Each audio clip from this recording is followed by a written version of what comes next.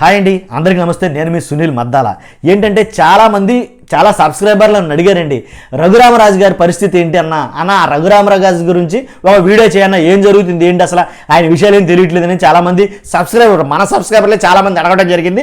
అందుగురించి ఆయన మీద ఒక వీడియో చేస్తున్నాను. ఏంటంటే ఉండి ఎమ్మెల్యేగా ఇప్పుడున్న తాజా సమీకరణాలు, రాజకీయ సమీకరణాల ప్రకారంగా చూసుకుంటే ఉండి ఎమ్మెల్యేగా పోటీ చేయబోతున్నాడండి ఈయన రఘురామరాజు గారు.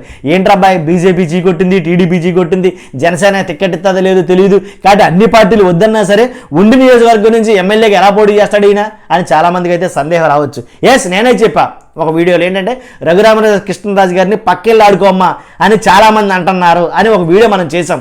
కాబట్టి ఈయనకి అనూహ్యంగా ఏంటంటే కనుక అంటే రాజకీయం అనేది ఎలా కావాలి తల మలుపులు తిరుగుతూ ఉంటుంది. ఇక్కడ ఏంటంటే కనుక ఉండి ఎమ్మెల్యేగా అసలు ఎవరు ఊహించలేదు, అసలు ఎక్స్పెక్ట్ చేయలేదు కదా. ఆల్రెడీ ఉండిలోనే నానా రభస జరుగుతుందాయే.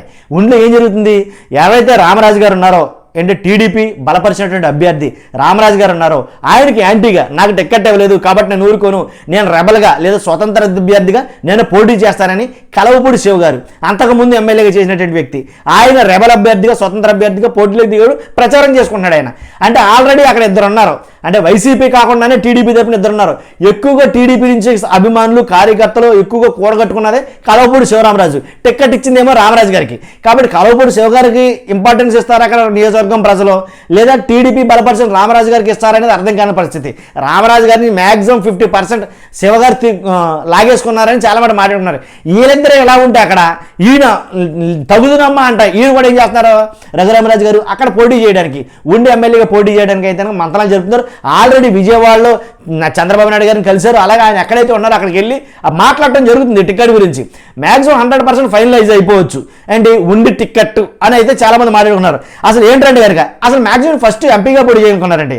ఎంపీగా పోటీ చేయాలనుకుంటే బీజేపీ టికెట్ ఇస్తుంది, లేదా టీడీపీ నుంచి తరపు నుంచి మనం నరసాపురం నుంచి పోటీ చేయొచ్చు, మనమే ఎంపీ. ఒక విషయం చెప్పాలి మీకు నేను, ఏంటి అందరి ముందు కొన్ని లక్షల మంది ప్రజలు ఉండగా బహిరంగ సభలో స్టేజ్ మీద మాట్లాడుతూ రఘురామరాజు గారు, పవన్ కళ్యాణ్ గారు అలాగే చంద్రబాబు నాయుడు గారు కూర్చుండగా నరసాపురం ఎంపీ టికెట్ నాదే, ఎందుకంటే వాళ్ళిద్దరి ముందే చెప్తున్నాను నేను అనేది నేను తెగేసి చెప్పాడు.